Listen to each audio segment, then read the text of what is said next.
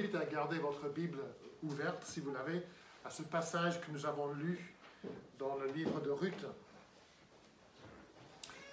Et je vous ai dit dimanche dernier que le livre de Ruth est souvent décrit comme la plus belle histoire qu'on puisse lire.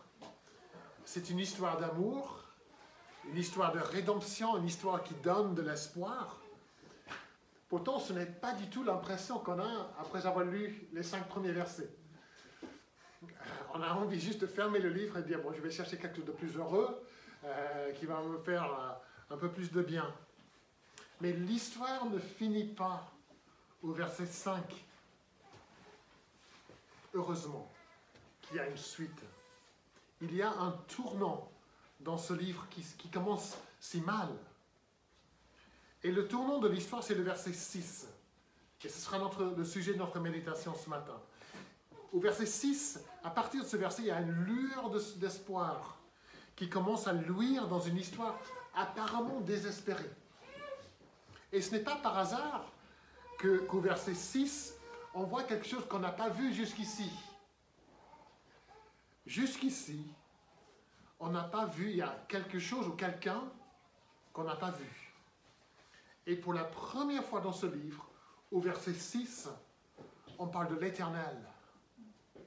Le tournant, c'est l'arrivée de Dieu, de l'Éternel sur scène. Ce matin, je veux voir avec vous la puissance transformatrice de la présence de Dieu. Quand Dieu arrive sur scène dans la vie des uns et des autres, qu'est-ce qui se passe quand Dieu arrive sur scène? Qu'est-ce qui se passe quand Dieu agit dans une situation apparemment désespérée? Et la première chose que nous voyons, et nous l'avons déjà vu, donc je répète un petit peu ce qu'on a dit dimanche dernier, c'est une vie loin de Dieu. Une vie loin de Dieu. Les versets 1 à 5 du premier chapitre du livre de Ruth sont parmi les versets les plus tristes qu'on puisse lire dans la Bible.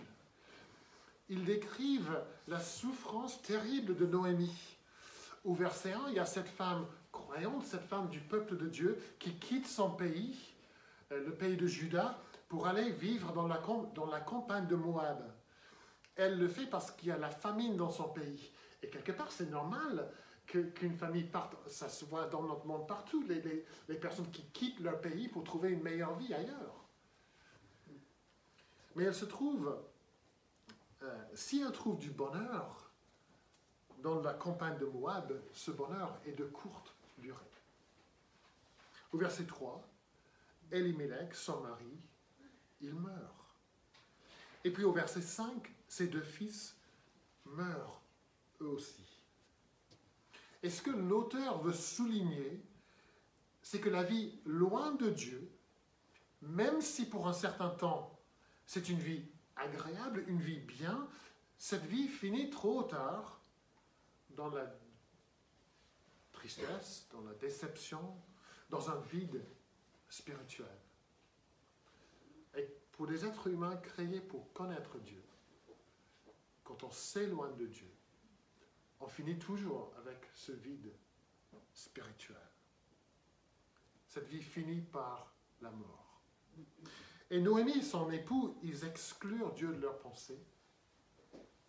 Ils ne cherchent pas la face de Dieu, ils ne reconnaissent pas le jugement de Dieu sur le peuple, ils ne se repentent pas pour demander pardon à Dieu. Et Dieu est absent de toutes leurs pensées, de toutes leurs décisions. Et dans les versets 1 à 5, Dieu est alors absent. Même s'il est présent dans le nom d'Elimelech. Elimelech et Noémie s'appuient sur leur propre sagesse, leur propre compréhension des choses. Ils cherchent leur propre solution. Ils cherchent leur réponse à leur souffrance, leur réponse à leurs besoins. Mais ils ne cherchent pas en Dieu.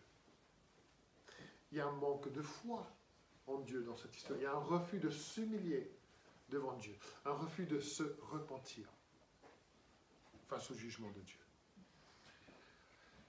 Mais il faut faire attention. Il ne faut pas dire qu'Elimelech et Noémie renient complètement leur foi, qu'ils abandonnent Dieu complètement.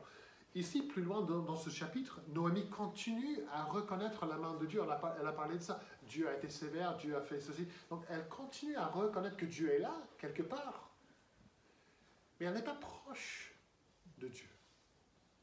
Elle ne cherche pas sa volonté. Elle ne l'abandonne pas à 100%, mais pendant les 10 ans à Moab, elle s'éloigne de Dieu de plus en plus. Et ce qui est vrai de Noémie est également vrai pour nous tous. Par nos choix, nous nous éloignons de Dieu. Nous partons dans la campagne de Moab.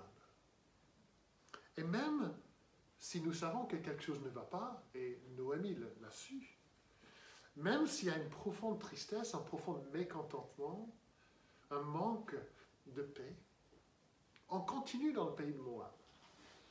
On continue dans le pays lointain comme le fils perdu. Peut-être que nous croyons que ce sera trop difficile de quitter Moab et de revenir à Bethléem. Qu'est-ce qu'ils vont dire les gens? Qu'est-ce qu'ils vont dire de moi? Ce sera trop compliqué, donc on reste. Et si nous regardons les mots utilisés ici par l'auteur, nous voyons quelque chose d'intéressant. Parce que quand il parle de Juda, au verset 1 et au verset 7, il parle du pays de Juda. Quand il parle de Moab, au verset 1, 2, 6 et 22, il parle toujours de la campagne de Moab. Et la différence entre ces deux mots est importante. Le mot pays, ça parle de quelque chose de grand, de vaste. Le mot est utilisé dans le premier verset de la Bible. Au commencement, Dieu créa le ciel et la terre. C'est ce mot, pays. C'est énorme, c'est vaste, c'est un lieu abondant, d'abondance. Mais le mot campagne, ça parle de quelque chose qui est beaucoup plus petit, limité, un espace limité, restreinte. Et c'est comme si l'auteur veut dire que quand nous nous éloignons de Dieu, nous quittons un lieu vaste, un lieu d'abondance, un lieu grand, et nous le rendons dans un lieu limité, petit, restreint. On pense qu'on va trouver un lieu d'abondance, mais c'est le contraire. On pense qu'on va trouver un lieu riche et prospère, mais c'est le contraire. On pense qu'on trouvera la vraie vie, la vraie liberté à Moab, loin de Dieu. Mais en réalité, on quitte ce qui est grand, vaste et abondant pour se rendre dans un lieu qui est petit, restreint, limité et pauvre. C'est comme le fils prodigue. Il quitte le confort, l'abondance de la maison de son père, la générosité de son père pour aller où? Dans un lieu riche, un lieu abondant, un lieu large et beau. Au début, oui. C'était génial au début. Il était libre, il s'épanouissait. Mais ça n'a pas duré très longtemps. Et à la fin, la réalité pour lui était dure. Il avait quitté l'amour, la générosité, la largesse de son père pour aller dans une pocherie. Ça, c'est une vie sans Dieu, une vie loin de Dieu. La deuxième chose que nous voyons dans ce passage, c'est une intervention de Dieu, une intervention de Dieu. Au verset 6, nous voyons un changement qui est en train de se produire dans la vie de cette femme. Quelque chose est en train de se passer en elle, dans son cœur et dans ses pensées. Nous lisons, Noémie se lève afin de quitter la campagne de Moab. Cette femme si marquée par la souffrance, marquée par la peine dans ce pays lointain. Elle se lève enfin pour quitter Moab. Il faut dire qu'elle aurait pu se lever plus tôt. Elle aurait pu se lever au moment de la mort de son mari, de ses fils. Mais là, elle se lève pour quitter. Pourquoi maintenant? Pourquoi pas avant? Qu'est-ce qui provoque ce changement d'attitude? Qu'est-ce qui change en elle pour lui donner envie de retourner à Bethléem? La réponse est très simple et elle se trouve à la fin du verset 6. Elle avait appris dans la campagne de Moab que l'Éternel était intervenu en faveur de son peuple en lui donnant du pain. Elle a entendu une bonne nouvelle. Là, à Moab, dans sa souffrance, dans sa tristesse, sa solitude, elle entend une bonne nouvelle. Elle entend dire que l'Éternel est intervenu en faveur ou a visité, beaucoup de traductions disent, l'Éternel a visité son peuple pour lui donner du pain. Ce verset parle d'un Dieu qui intervient. Et Dieu, il a plusieurs noms dans la Bible. Plusieurs noms qui sont utilisés tout au long de la Bible, et chaque nom nous dit quelque chose sur lui. Et là, le mot qui est utilisé, c'est éternel, c'est le mot Yahweh. Et ça, c'est le nom personnel de Dieu. Le Dieu de l'alliance, le Dieu qui est proche. Le Dieu qui est fidèle à ses promesses. Le Dieu qui sauve, qui rachète son peuple. Le Dieu qui intervient en faveur de son peuple. Ça, c'est le nom qui est utilisé ici de Dieu. Et si vous regardez ce que fait l'Éternel, il intervient en faveur de son peuple. D'autres traductions, je viens de le dire, disent il visite son peuple. Et ça, c'est un mot qui a énormément de signification dans la Bible. Nous lisons que Dieu a visité Sarah, la femme d'Abraham, quand elle était stérile, pour lui rendre capable d'enfanter, d'accoucher, de concevoir. Nous lisons que Dieu a visité son peuple en Égypte, son peuple en esclavage, pour le libérer.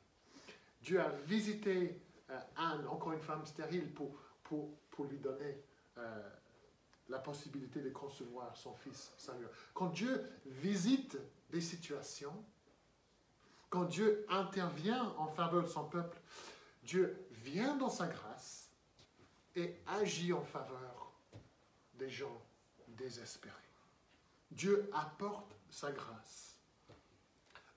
Quand on était jeune, on avait une tante qui nous rendait visite souvent. Une tante célibataire qui avait beaucoup d'argent, qui était à un très bon poste et qui était très généreuse envers nous. Alors, c'est Tata Dorothée, je parle de Tata Dorothée.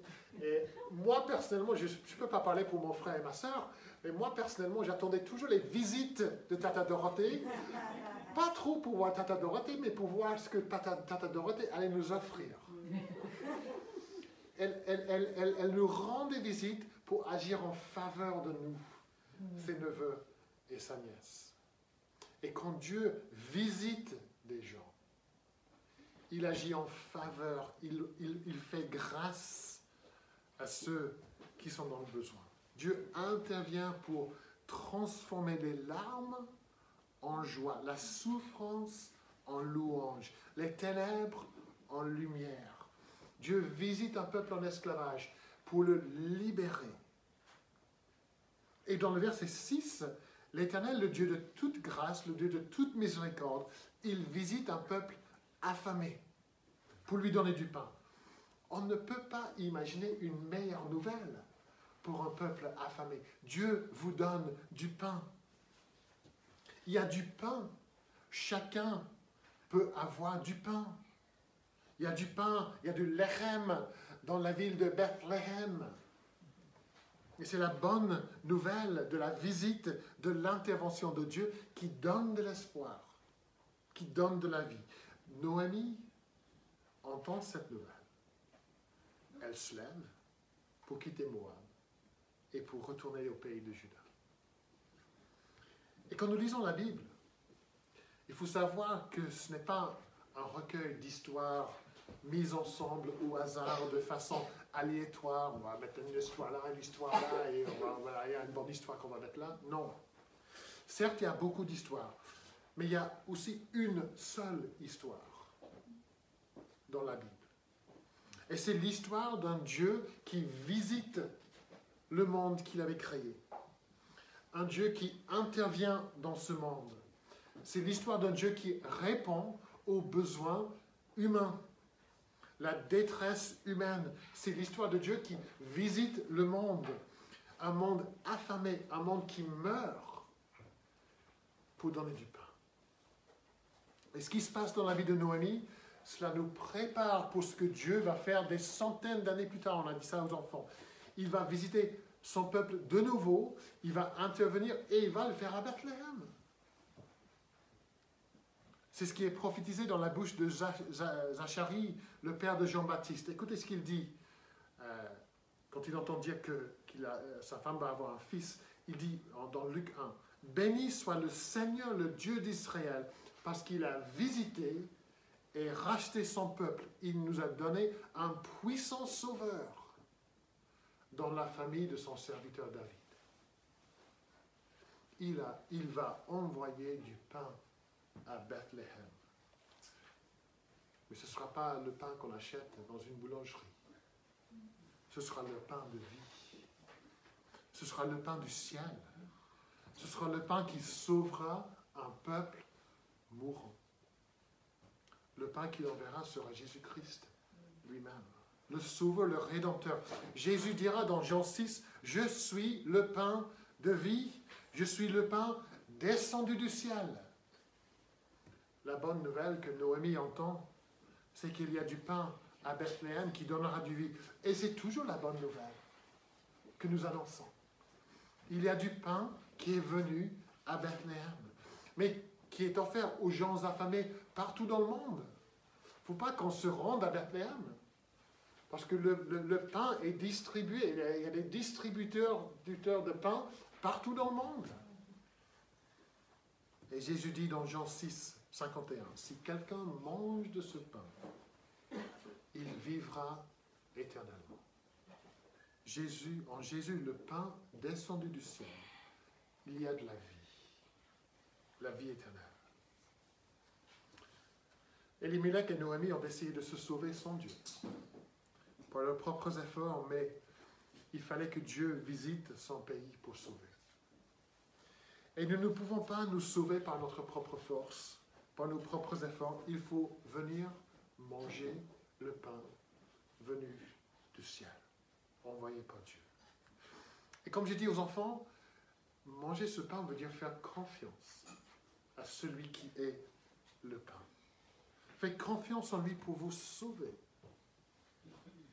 de votre péché, de votre vie sans Dieu, pour vous sauver de la mort. Manger le pain de vie, ça veut dire accepter par la foi que Jésus est venu pour vous sauver, pour vous donner la vie.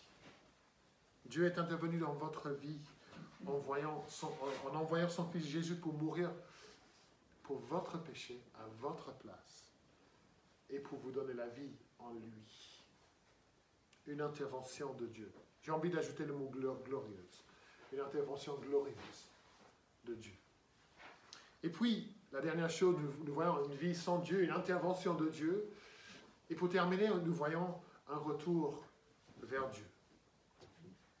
Je ne sais pas si vous êtes comme moi, de temps en temps, on voit des affiches au bord de la rue, des affiches pour un nouveau film qui vient de sortir ou qui va bientôt sortir. On en a vu plein hier, on était en ville, sur les bus, sur les trams, on voit les affiches pour les films. Et moi, je dis, ah ben trop bien, j'ai vraiment envie de voir ce film. Et puis, 1 mois, 2 mois plus tard, j'ai dit, ah mince, j'ai oublié d'aller voir ce film. J'ai complètement zappé. Et j'ai envie de le faire, c'est une bonne nouvelle que je vois, qui m'est annoncée, mais j'oublie. Je ne fais rien, j'ai pas le temps, j'oublie, je ne sais pas quoi, mais je ne vais pas au cinéma pour voir le film. J'ai bien l'intention de le faire, mais je ne le fais pas. Savoir qu'il y a un bon film au cinéma, ça ne suffit pas. Il faut y aller. Et savoir qu'il y a du pain à Bethléem, ça ne suffit pas. Il faut y aller. Il faut s'y rendre. Il faut que Noémie se lève, qu'elle quitte Moab et qu'elle retourne dans son pays. Et c'est exactement ce que ce passage souligne. C'est même la première chose que nous lisons au verset 16. Alors, elle se leva et s'en revint de la campagne de Moab. Et puis, du verset 6 jusqu'au verset 22, il y a un mot hébreu qui est répété 10 fois, qui est souvent traduit par le mot « retourner ». Revenir, retourner, retourner. Vous voyez ça, verset 6, 7, 8, 10, 11, 12, 15, 16, 21, 22. Retourner, retourner, retourner. C'est peut-être le mot le plus important dans ce passage. Retourner. Retourner vers Dieu. Retourner au lieu où Dieu promet de sauver. Retourner au lieu où Dieu agit en faveur de son peuple. Retourner là où il y a du pain. Retourner à l'Éternel. Retourner à la case départ. Faire demi-tour. Quitter Moab et retourner au Dieu de grâce et de miséricorde, ou Dieu qui pardonne et qui sauve. Et c'est ce que fait Noémie. Elle entend la bonne nouvelle et cela réveille, ça fait naître en elle le désir de sortir de sa misère et de retourner à Dieu. L'Esprit de Dieu agit en son cœur. Et elle voit à quel point elle est perdue. Elle voit que la vraie vie ne se trouve pas à Moab, mais la vraie vie se trouve à Bethléem. Et elle quitte Moab et elle retourne à Dieu. N'est-ce pas une image parfaite de ce que nous appelons la repentance? On reconnaît son besoin. On reconnaît qu'il n'y a pas vraiment de vie à Moab. On reconnaît qu'on s'est éloigné de Dieu. On est sous le jugement de Dieu. Et qu'on ne peut rien faire pour se sauver. Et donc on se lève. On quitte le pays lointain. Et on retourne à Dieu. On vient se rassasier du pain que Dieu donne. On trouve la vie, la grâce, la miséricorde en lui. Il ne faut pas imaginer que c'était facile pour Noémie de quitter Moab et de retourner au pays de Juda. Nous allons voir ça un peu la semaine prochaine. Elle a des amis à Moab déjà. Ça fait 10 ans qu'elle est là. Elle a même de la famille, de la belle famille. Et qu'est-ce qu'on va lui dire en Juda quand elle retournera avec deux Moabites qui seraient certainement pas les bienvenus à Moab, à Bethléem? Elle qui est partie quand tous les autres sont restés. Et là maintenant, elle revient la queue entre les jambes. Elle revient les mains vides. Elle revient en reconnaissant ses torts, en reconnaissant sa pauvreté absolue, sa dépendance de Dieu pour lui donner à manger. Bref, elle doit s'humilier devant Dieu et devant les autres. Et ça, c'est dur. Ça, c'est dur. Et c'est peut-être cela qui nous empêche, la plupart du temps, de retourner en Juda quand nous nous trouvons à Moab. On sait très bien que la vie à Moab n'a rien à offrir. On reconnaît qu'on est loin de Dieu, on reconnaît sa désobéissance. Mais l'être humain, soyons honnêtes, l'être humain a du mal à s'humilier devant Dieu. Nous avons du mal à admettre nos torts. Nous avons du mal à quitter Moab. On est bien attaché à des choses à Moab. On a bien du mal à quitter notre ancienne vie, notre ancienne façon de penser. Et nous avons peut-être peur. Mais Noémie se lève. Elle quitte Moab et, attirée par la grâce de Dieu, attirée par la miséricorde de Dieu, par la vie offerte par Dieu, elle retourne à Jérusalem. Pas à Jérusalem, à Bethléem.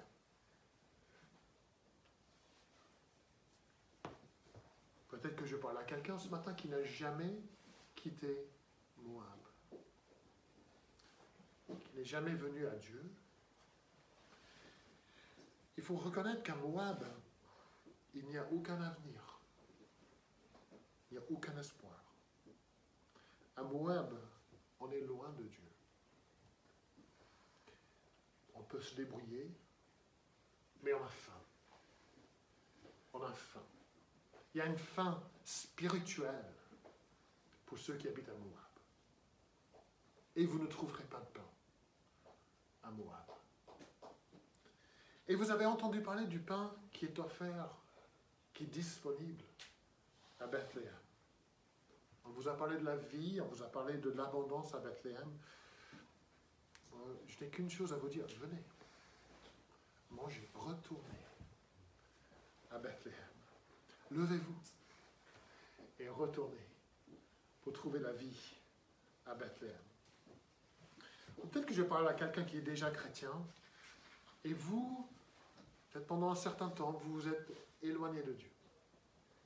Vous avez fait de mauvais choix, vous êtes parti de Bethléem, vous avez été attiré par des choses à Moab. Et peut-être que depuis un moment, vous menez votre vie de plus en plus loin de Dieu.